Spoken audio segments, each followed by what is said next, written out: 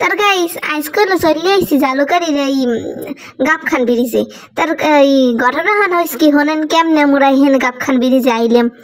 তার কাহিনী হান হইলে মোরা তো গেলাম ওই মোর মামুক বাড়ি, এই মামুক বাড়িতে মোরা যাইতেস মুখ বাড়ি। তার ওই মামুক বাড়ি বরিশাল হইতে মগ বাড়ি ওই বাসে আবার ওই সিট দেয় না, হেরা হরে কি ওই সিটের ওই একালে সামনে ইঞ্জিন আছে না, এই ইঞ্জিনের উপরে একা দরজা আর সামনে বই দে। তার হ্যাঁ নাকি দেখছই বন যায় এই কন।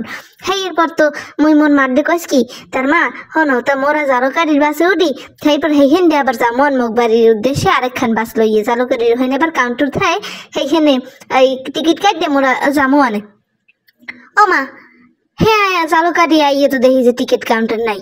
হ্যাঁ এরপর তো আহারে মা বুধ রাস্তায় রাস্তায় তার বাসের লোক গাড়ি আর তো বাস পাইনি। হ্যাঁ এরপর এই পাইলট মামা রাখান ওই গাড়ি পেয়ে গেছি এরোপ্লেন হেডেড করলে মোরা যাইতেছি। এই দেখেন মগো পাইলট এই দেখেন ওই কোনায় কইলো নদী আর ওই কোনায় যে তীর আছে না ওইখানে কইলো তার ইত্যাদি হার হইলে তার হেয়ের অনুষ্ঠান হয়েছে 2 বছর আগে মোরা হগড়ি দেখতে এলাম।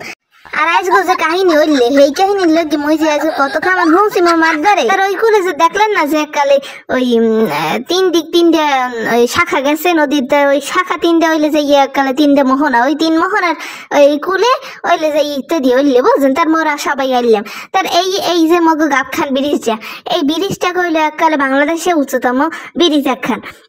তার এইখানে এটা পর পদ্মা সেতু হয়েছে, কিন্তু এর আগে কিন্তু এই ব্রিজটি এককালে উচ্চতম ওই সেতু ছিল।